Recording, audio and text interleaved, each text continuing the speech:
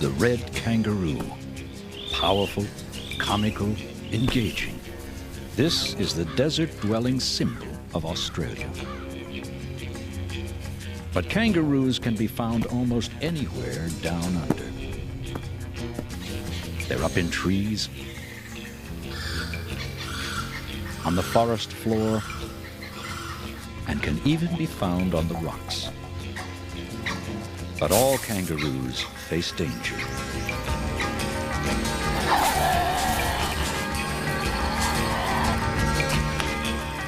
This is the story of a mother and her Joey, and how he comes into his own. There is tenderness here in the desert, and the harsh reality of survival. Persecuted by some, revered by others, the red kangaroo has astonishing tales to tell.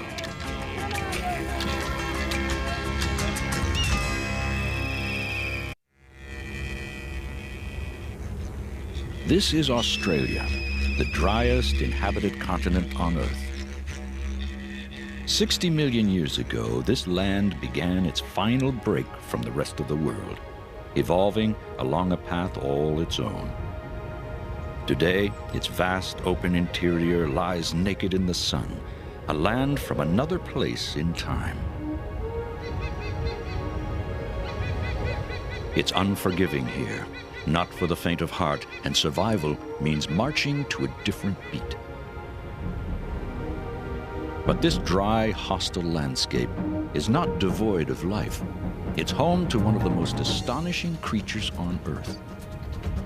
Kangaroos live in New Guinea and Australia, yet their name is known far and wide. But while the world may know a roo when it sees one, to science, there's still something of a riddle. You might think nothing this big is supposed to hop, but kangaroos do it with speed and agility. 6-foot marbles of efficient locomotion, they emerge from the rainforest, then spread over a continent while adapting to desert heat. This is the story of the red kangaroo, an amazing tale from the land down under.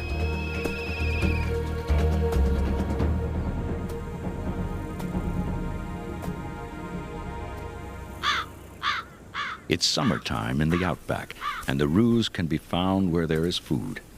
Most red kangaroos are red in name only. The females and youngsters tend to be gray. The roos look like they're congregating in groups, but it's food, not the company, that draws them together.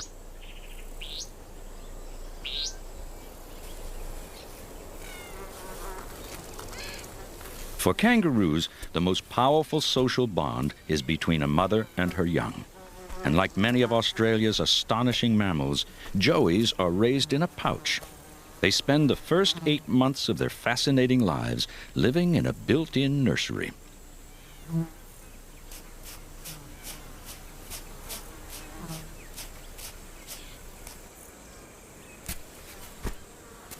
This youngster needs a taste of life outside the pouch. His mother's nearly bursting at the seams.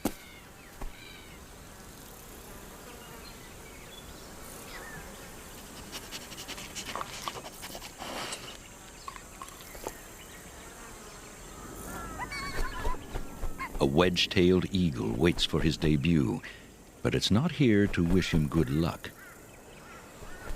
Joey doesn't care who's in attendance. He's not in a hurry to come out. His mother has other ideas.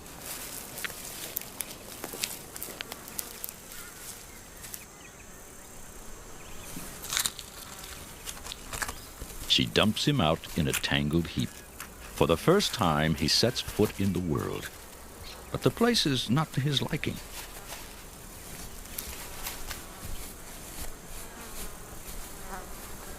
The eagle watches his entrance and exit. It's following the show with keen eyes. A 6-foot wingspan and powerful talons make the wedgetail a dangerous observer.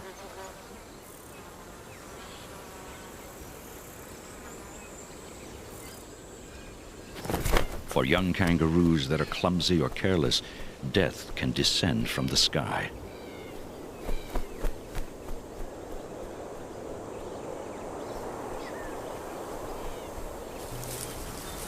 Shade is precious in the desert heat. To cool themselves, kangaroos lick their skin, where blood vessels run close to the surface.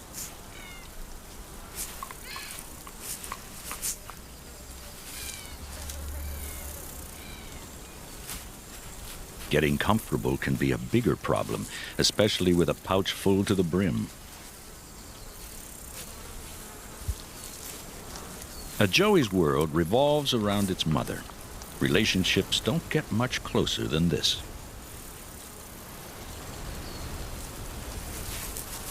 The kangaroos languish. It'll be nightfall before there's any relief from the heat. This old male decides to lay down afternoon stakes. He's digging a hollow to rest his giant hips.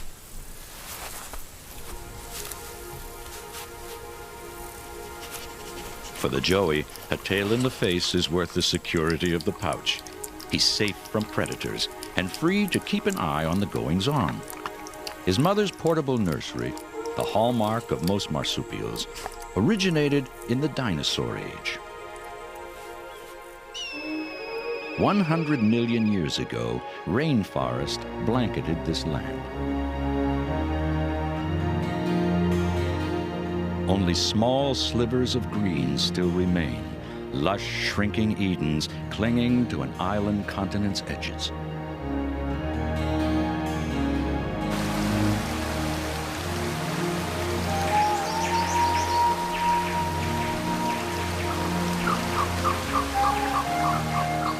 In places no more than 30 miles wide, these ancient rainforests are endangered.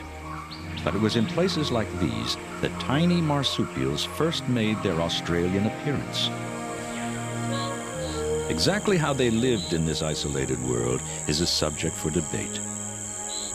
But there's no dispute that evidence of marsupial origins can still be found here today.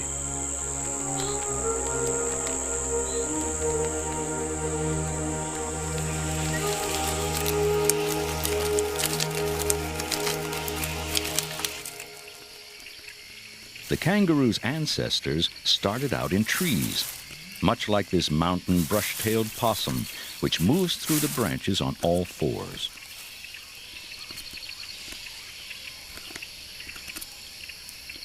The first marsupials did raise their young in a pouch, but a tree-bound existence made them different in many ways.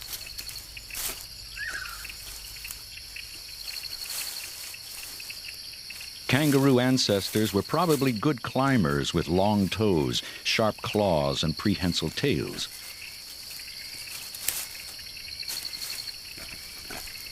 They may have started out as leaf eaters, but leaves are low in nutrition and difficult to digest, so perhaps Joey's ancestors ventured out of the trees in search of sweeter stuff.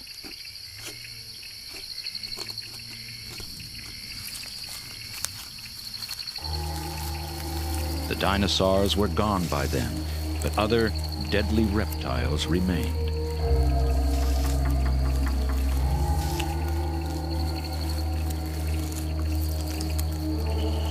This carpet python is looking for a meal, and possums have long been a favorite.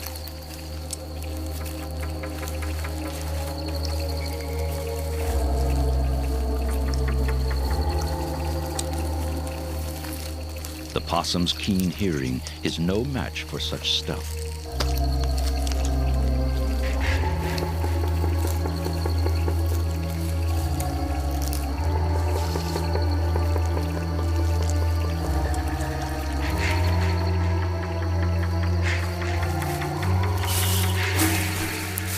The possum escapes with little more than a good scare, but next time, its luck may not hold.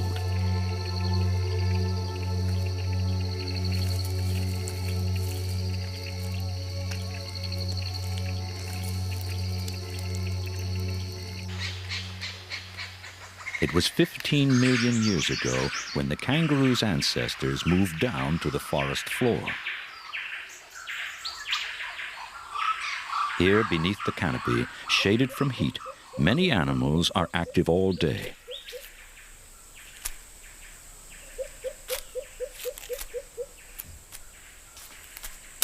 And in this rich green jungle store, there's something for everyone to eat.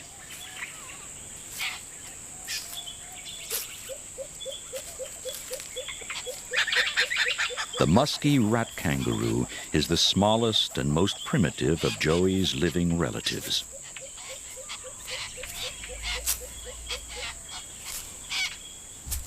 Weighing in at only 1 pound, it's the only kangaroo that doesn't hop. Rat kangaroos live mainly on the ground. They don't use those tails for climbing, but for gathering nest-building materials. And those long, grasping toes are great for handling a fruit and insect-based diet.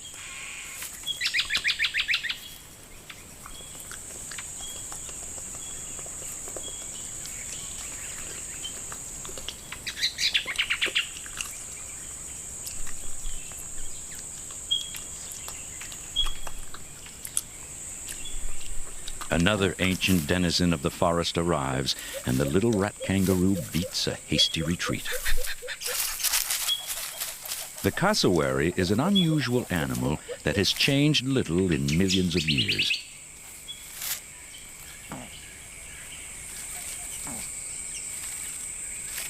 These large, flightless birds can be over 5 feet tall, and it's the males that look after the young.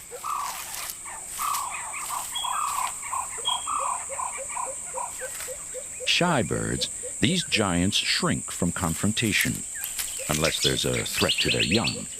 Using their huge claws, cassowaries have been known to kill humans in defense of their chicks. But this primeval world where kangaroos evolved has been disappearing from Australia for millennia, and most kangaroos have long since adapted to harsher stuff. Out in the bush, the days of high summer have passed.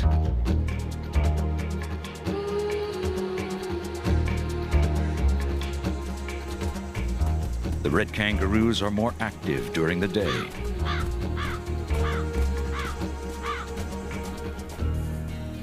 But our Joey still spends most of his time in the pouch.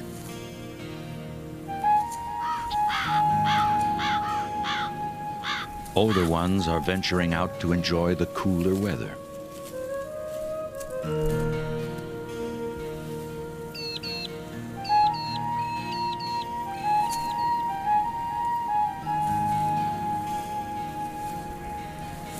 Red kangaroos are affectionate mothers. She grooms him every day, always keeping her eyes peeled for danger. She knows he's still small enough to lure unwanted attention. There is reason for her caution. The wedge-tailed eagle is nearby.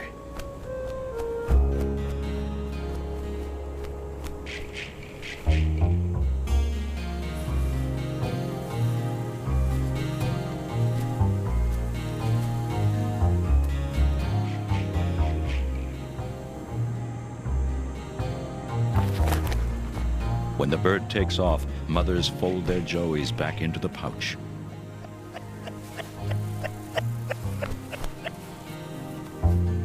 With no prospects in the offing, the eagle returns to her nest to see to her own family business.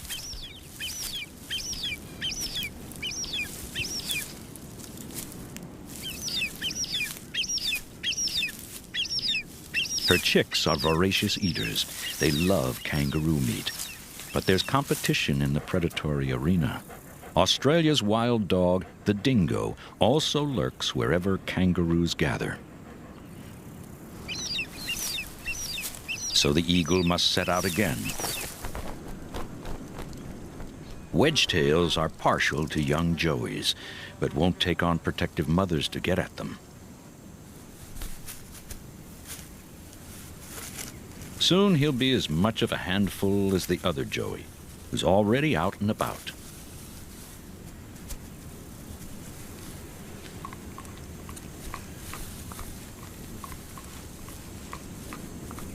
Once again, Joey's mother senses trouble, and her instincts are usually on the mark.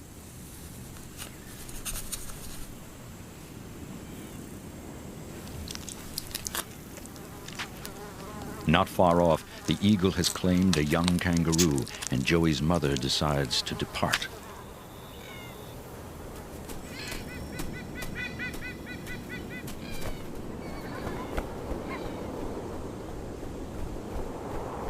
But wedge-tailed eagles have families to feed as well, and these two are anxious to eat.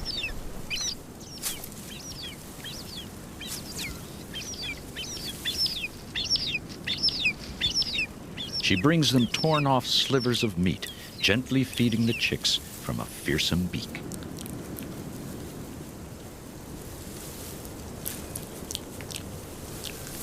Nothing much has changed for the rest of the kangaroos.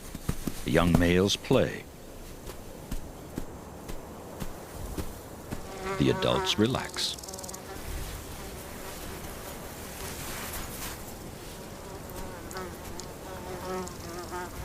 Many settle in for a regular daytime snooze.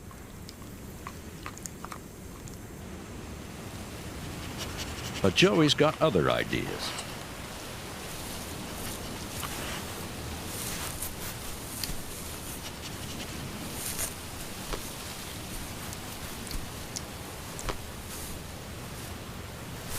He's up now, so his mother must rouse herself to stand guard. Joey looks big enough to be weaned. He has taken to sticking just his head in the pouch, sometimes nursing, sometimes only for comfort. The kangaroos are having a quiet afternoon. For the most part, they just sit around or dust bathe.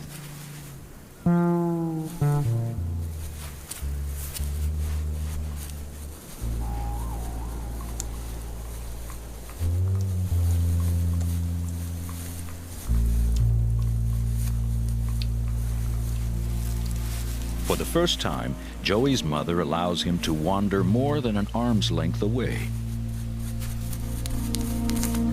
He's always been a fine scratcher, but he's still an uncertain walker at best.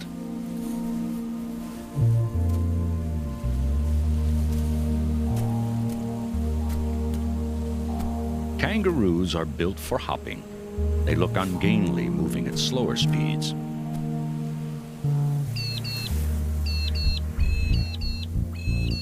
Young males play fight for hours each day.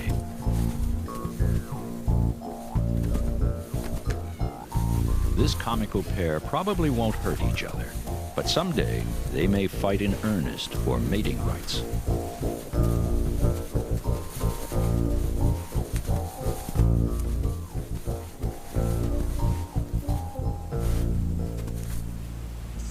Though he's still nursing, Joey wants to try a mouthful of grass and gets a thorn in the nose for his trouble.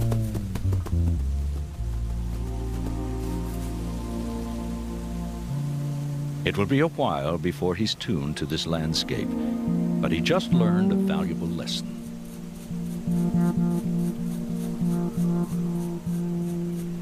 He turns to a more familiar source, but Mother isn't her usual welcoming self.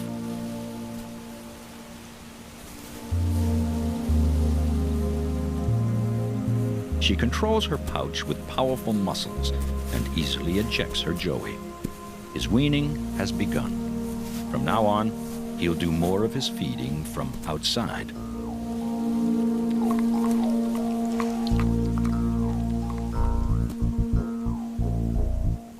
In time, Joey will join these sparring matches.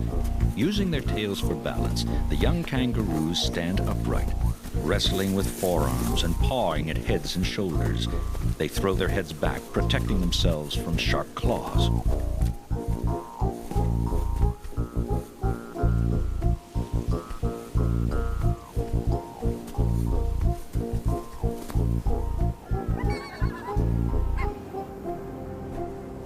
A passing eagle, headed back to a recent kill, stops to survey the scene.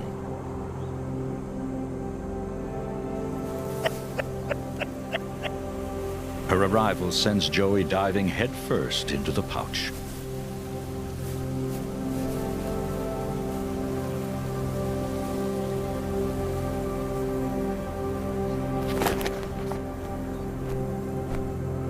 All the kangaroos are wary. But with hungry chicks to feed, the eagle returns to the dead joey. Apart from human hunters, only the eagle and the dingo now regularly pursue red kangaroos.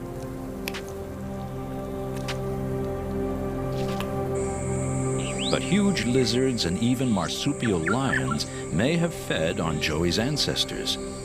Giants once roamed this landscape. Their legacy today is a ferocious, flesh-eating marsupial now found only on Australia's companion island, Tasmania. Not known for their table manners, Tasmanian devils snarl and snap even when there's plenty to go around.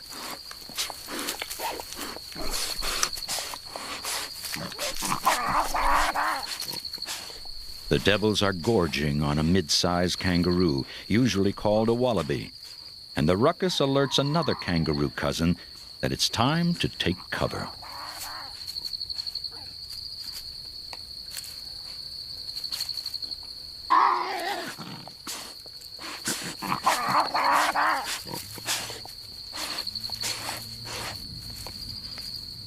This little hopper is a Tasmanian bettong.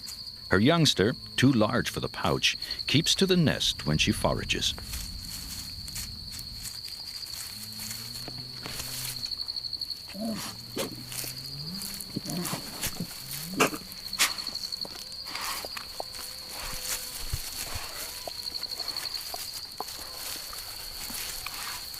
The smaller devil, a female, also has young who have grown too large for her pouch.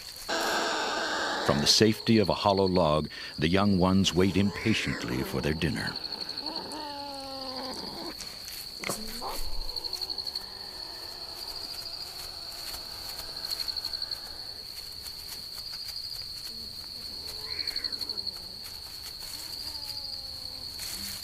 As quiet settles on the forest, the sprightly bettongs get back to business.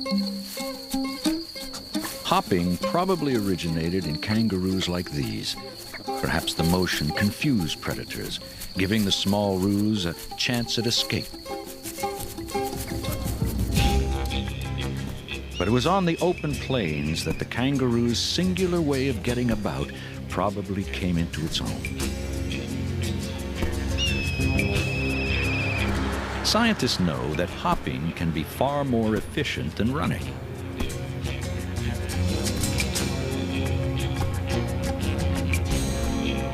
When a kangaroo hits the ground, its hind legs store energy like compacted springs. The energy helps propel the kangaroo upwards for the next hop. The motion also accordions the roo's lungs in and out, so the animal wastes no effort while breathing. Scientists haven't solved the mystery of how kangaroos went from 4 legs to 2, but the Aborigines have long had their own explanations.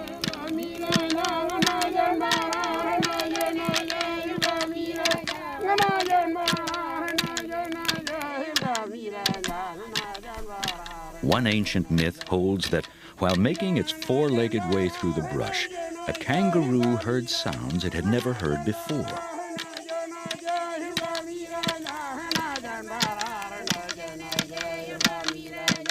It followed the enchanting music until it came upon human beings singing and dancing on 2 feet.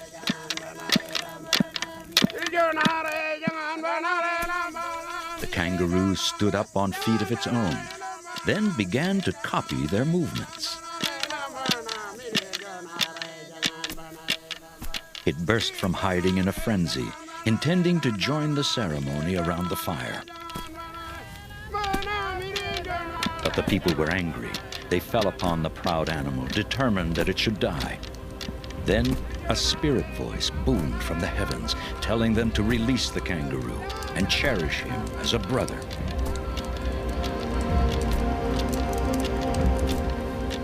While hopping earned kangaroos a special place in the Aboriginal dreamtime, it also propelled them into some of the most unlikely places. This beautiful little kangaroo is a yellow-footed rock wallaby. They show off their mountaineering skills wherever cliffs jut out of Australia's vast desert land.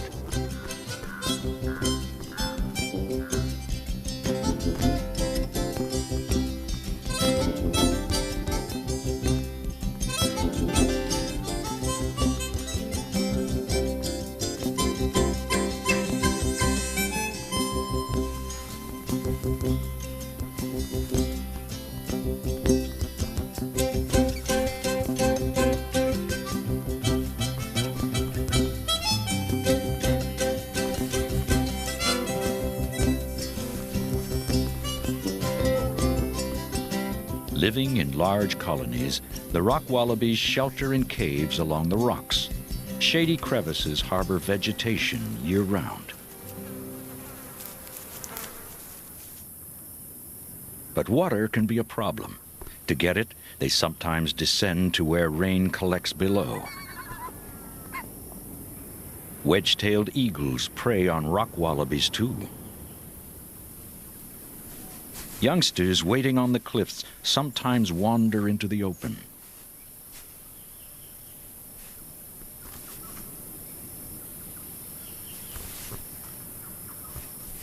Only adults descend to drink. Young ones, too big for the pouch, must stay behind.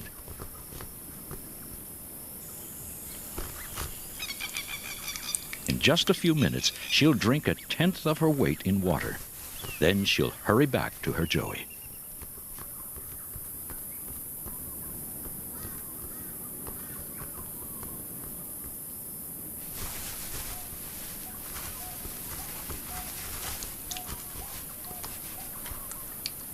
Thirsty joeys drink straight from mother's mouth.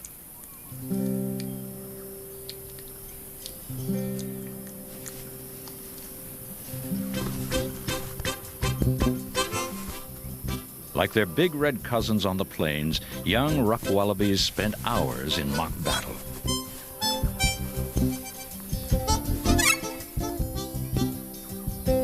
And while the children play, some adults engage in courtship.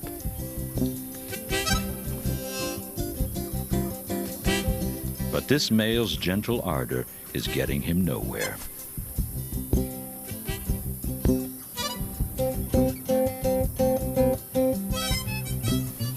The children, oblivious, play on.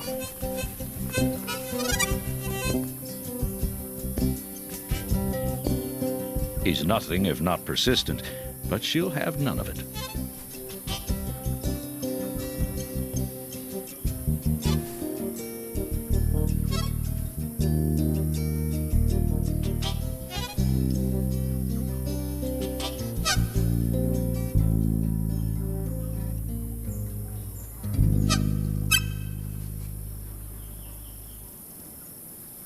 Other adults bask lazily in the early morning light.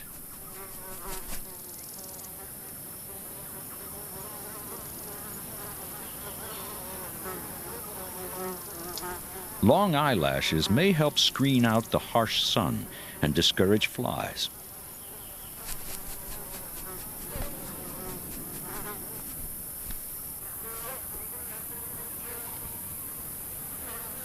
Before retreating into the cool caves for the day, the wallabies sunbathe.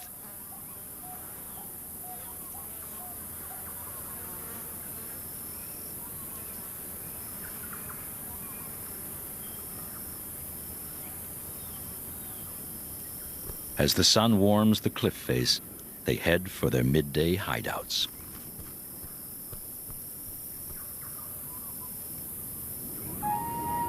The eagle will have no more chances at them today. It wheels and heads for the plains and its larger kangaroo fare.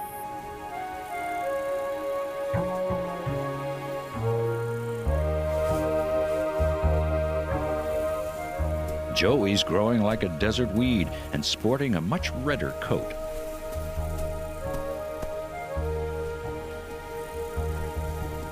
Each day he spends less time in the pouch and no longer clings to his mother when out. This is a dangerous time for Joey. He's too big for his mother to carry if she has to run away, and reason to run is never far off. A hungry dingo is slinking about while Joey's busy grooming himself.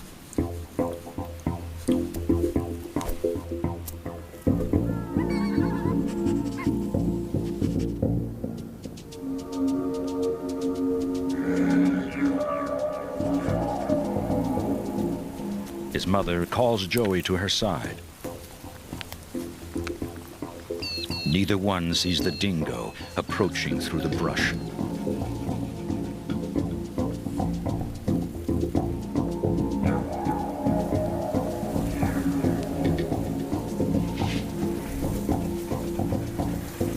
For a moment, a young male freezes.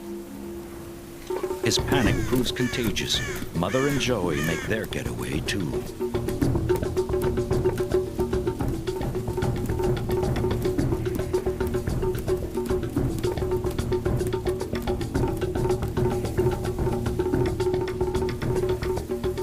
The dingo's no slouch when it comes to speed, but the roos reach 35 miles per hour.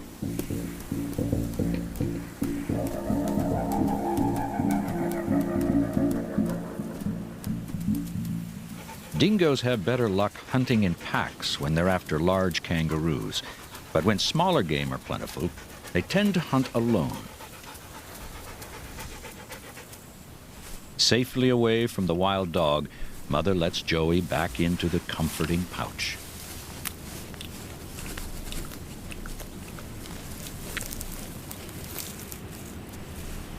Nearby, a big male paces nervously. He's caught the scent of yet another danger. Drifting smoke.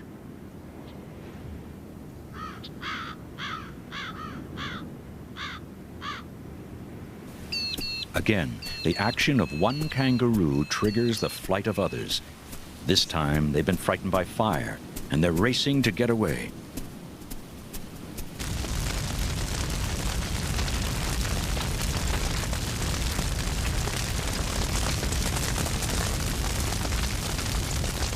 But this is no wildfire. It's a weapon.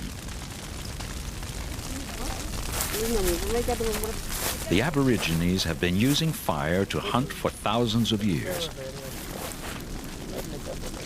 They are after a favorite delicacy, a lizard called a goanna.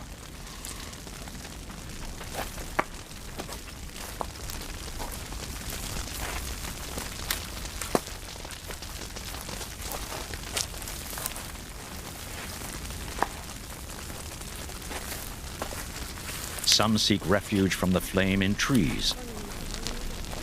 Others go underground.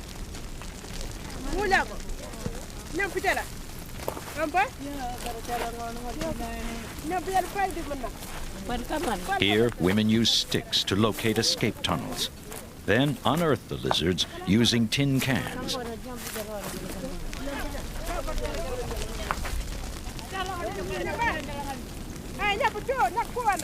A goanna for the Barbie is reason for celebration. But these old ways are disappearing.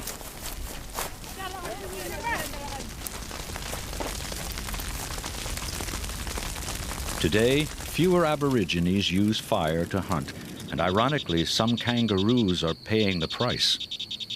The little rufous hair wallaby depends on spinifex bushes that the Aborigines burn. It needs their fires to thrive.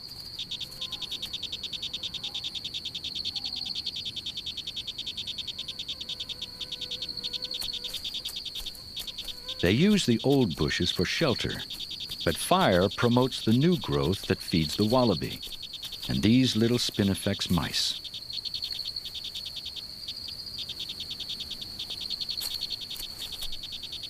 The wallaby eats the bush's young leaves.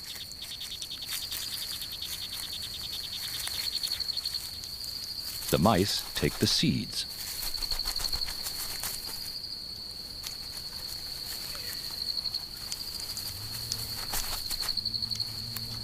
The wallaby burrows into older bushes, which bristle with spiky defenses. But these thorny refuges have been no match against the upheaval of the last 2 centuries.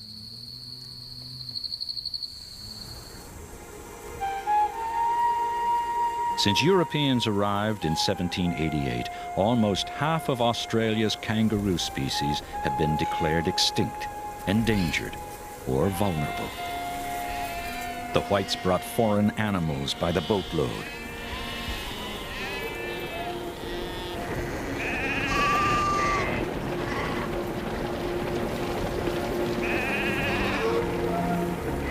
They converted vast areas of land to grazing, changing the landscape forever.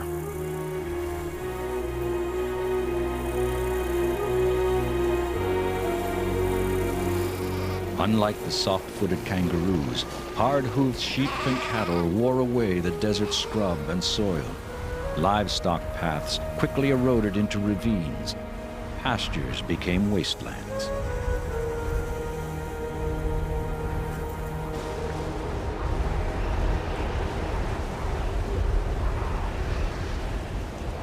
Rabbits, introduced for the benefit of hunters, bred out of control.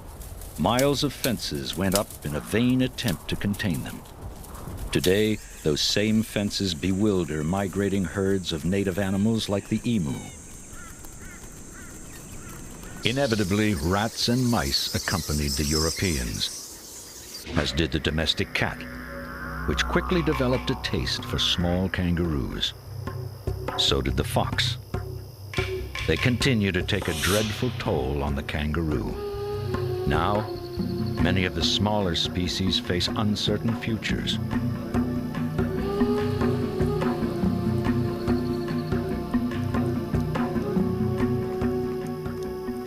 But for some kangaroos, the Europeans provided a bonanza.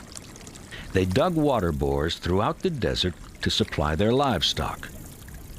And the red kangaroo has benefited ever since.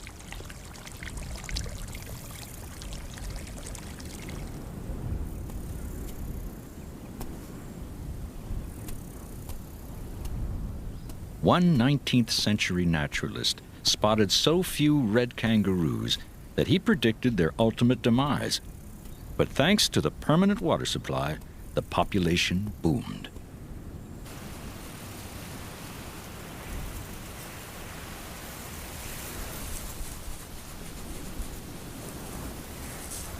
When water is readily available to red kangaroos, they breed like there's no tomorrow.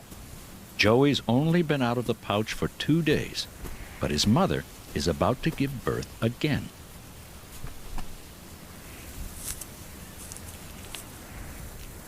A pink embryo, the size of a bean, makes its first appearance. Blind and deaf, it must somehow find its way to the mother's pouch, or perish. Its hind limbs, destined for enormity someday, are now just useless buds. It must use its tiny forelimbs to drag itself through the tangled forest of its mother's fur. Instinct keeps it moving up, against the pull of gravity.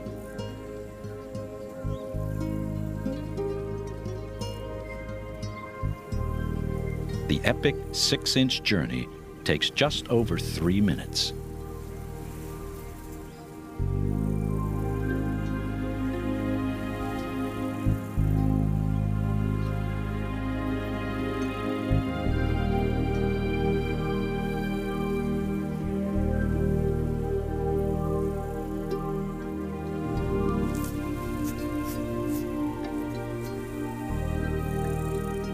Once inside the pouch, it searches out the nipples. Joey's brother was actually conceived many months ago, but remained in suspended animation while mother tended to Joey himself. It's a miraculous process, the key to reproductive success. While a mother raises one Joey out of the pouch, a tiny one grows inside it, and a third waits on hold in the womb.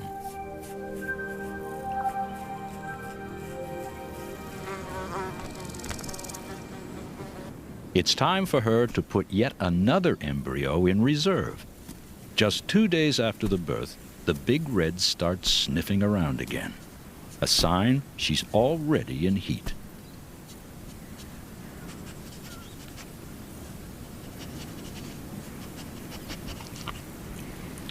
Mother won't let Joey into the pouch anymore, but she still nurses him occasionally.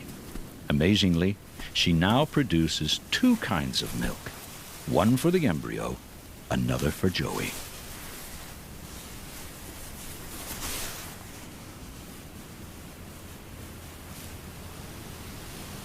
Her condition sets some of the males to jousting.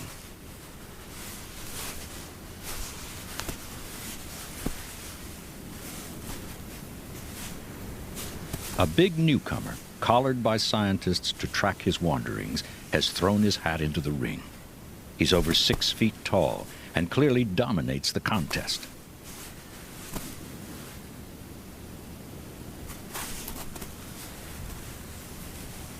By kangaroo Queensberry rules, only the subdominant male kicks, giving away his inferior position.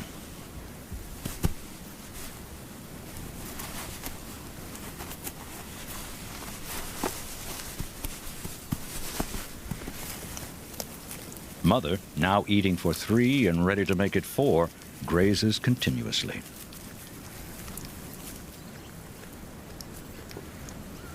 But fortunately, Joey increasingly fends for himself.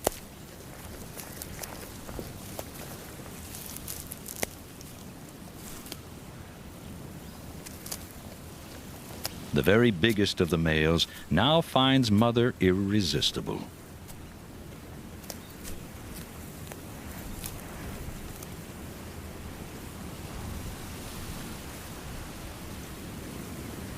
He's huge. She appears to ignore his persistent attentions.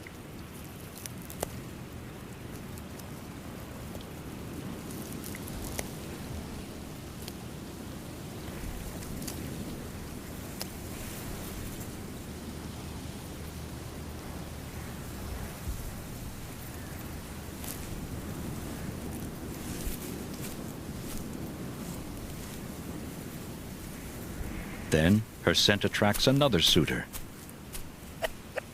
But the dominant old male scoffs at competition.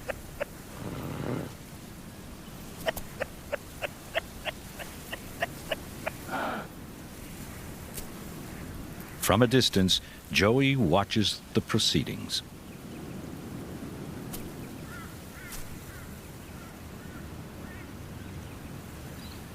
The result of this mating will grow for a few days, then become dormant until Joey's brother is out of the pouch. With such an ingenious breeding scheme, it is no wonder red kangaroo numbers exploded once humans supplied a permanent source of water.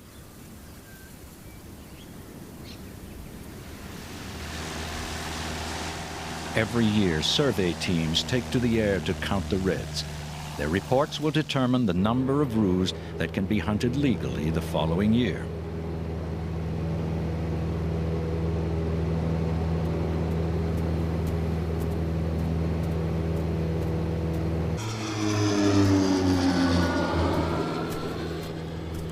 Strewn over the vast, harsh desert at the center of Australia, red kangaroos now number close to 10 million.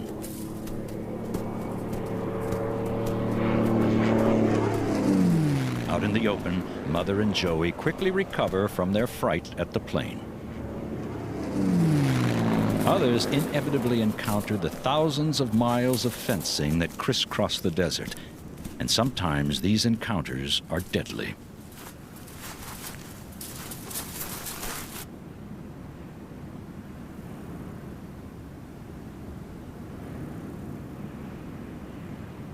Australia's kangaroo population is booming, and several million are culled each year.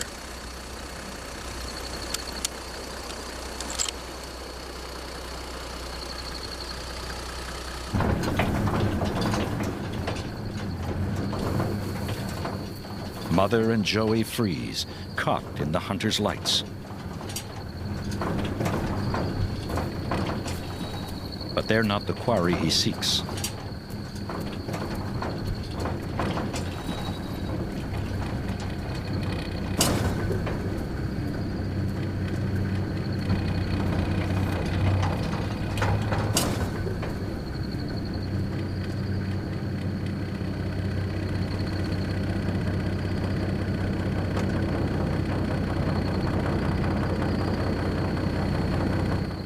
hunter has his sights set on huge red males.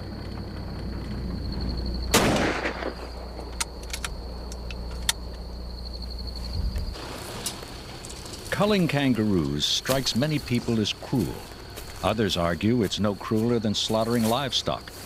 Given Australia's delicate desert ecology, the kangaroo harvest may prove more sustainable than raising sheep and cattle.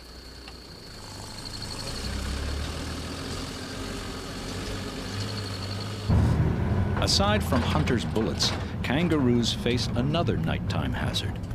Thousands are killed each year on desert highways.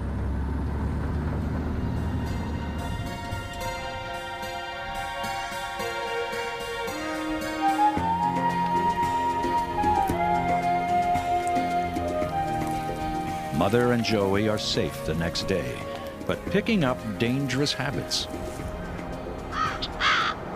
Strips of green growth parallel Australia's roads, places where the runoff from occasional rain nurtures fresh grasses.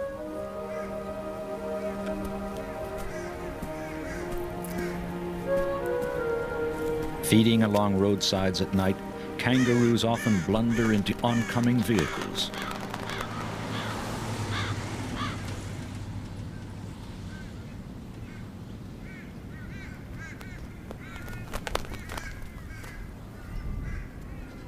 The sheer numbers of red kangaroos makes this an all too common sight. But in a very different part of Australia, there are still rare kangaroos that few people have ever seen. Here, in one of the remaining slices of primeval forest, the kangaroo story comes full circle. This is Mount Finnegan, a place of reverence for Aborigines and one of the last strongholds of one of Joey's most extraordinary relatives. It takes patience to catch a glimpse of this elusive creature and a healthy measure of luck. An experienced woodsman recognizes telltale claw marks leading up into the canopy.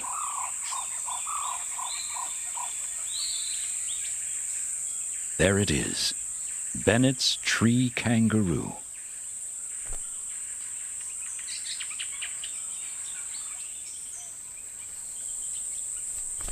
Millions of years after kangaroos came down out of trees, the Bennetts went back up. In evolutionary terms, they haven't been up there very long, and those big hind feet seem ill-suited to life among the leaves.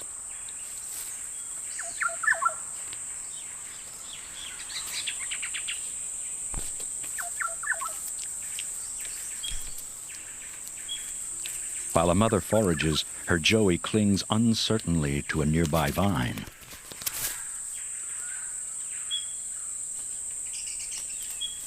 They look awkward and out of place up here, but tree kangaroos are very acrobatic. They can make spectacular leaps of 20 feet from limb to limb and can safely catapult 60 feet down if startled. Remarkably, another kind of kangaroo has also taken to life in the treetops. This is Lumholtz tree kangaroo, and like their ground-based cousins, Mother and Joey are quite affectionate.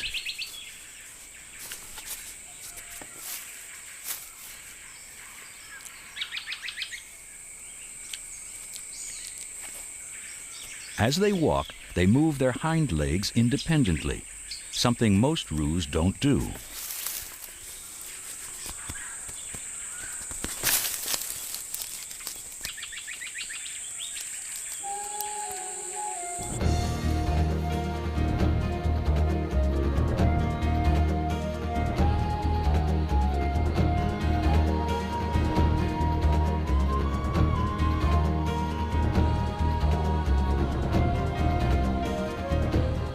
Nothing compares to big reds in the desert, where the hop still reigns supreme.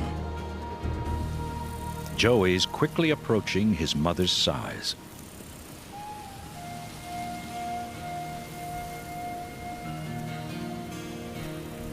Her younger Joey has recently started taking his first peek at the world and will soon outstrip his brother in the quest for mother's attention.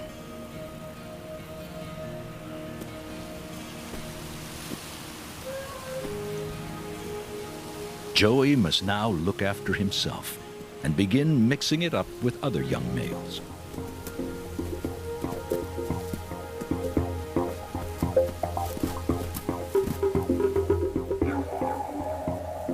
Right on schedule, he has taken an interest in jousting.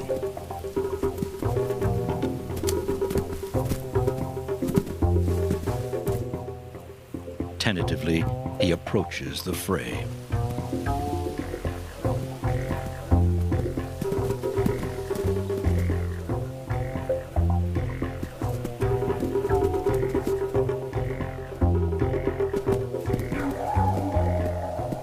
While his mother looks on, he gets into his first dust-up.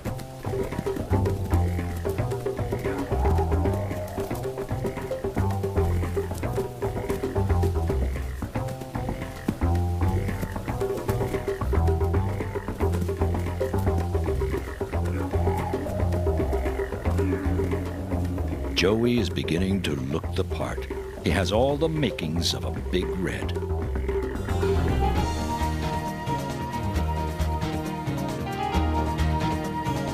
Turning adversity into advantage, the red kangaroo has flourished, even as its kangaroo cousins have struggled or disappeared altogether.